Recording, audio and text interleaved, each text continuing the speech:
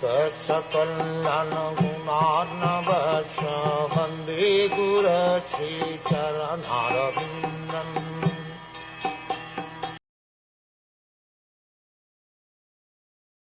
O my son, the original poet, Brahma, after mature meditation for 1,000 celestial years, could know only that the glories of the Supreme Soul are inconceivable.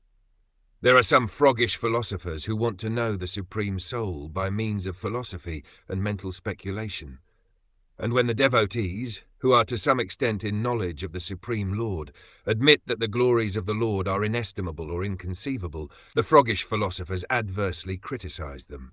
These philosophers, like the frog in the well who tried to estimate the measurement of the Pacific Ocean, like to take trouble over fruitless mental speculation instead of taking instructions from devotees like the original poet, namely Brahma.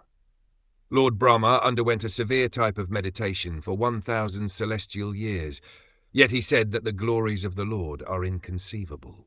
Therefore, what can the froggish philosophers hope to gain from their mental speculations?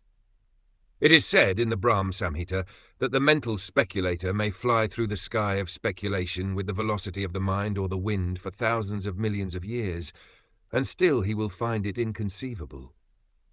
The devotees, however, do not waste time in such vain searching after knowledge of the Supreme, but they submissively hear the glories of the Lord from bona fide devotees. Thus they transcendently enjoy the process of hearing and chanting. The Lord approves of the devotional activities of the devotees or Mahatmas, and he says, "The pure devotees of the Lord take shelter of the Paraprakti, the internal potency of the Lord called Lakshmi Devi, Sita Devi, Srimati Radhani or Srimati Rukmini Devi, and thus they become actual Mahatmas or great souls. Mahatma are not fond of indulging in mental speculations, but they actually take to the devotional service of the Lord without the slightest deviation. Devotional service is manifested by the primary process of hearing and chanting about the activities of the Lord.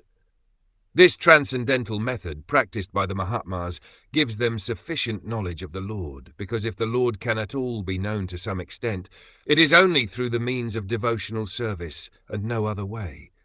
One may go on speculating and waste the valuable time of his human life, but that will not help anyone to enter into the precincts of the Lord. The Mahatmas, however, are not concerned with knowing the Lord by mental speculation, because they enjoy hearing about his glorious activities in his transcendental dealings with his devotees or with the demons. The devotees take pleasure in both and are happy in this life and the life after.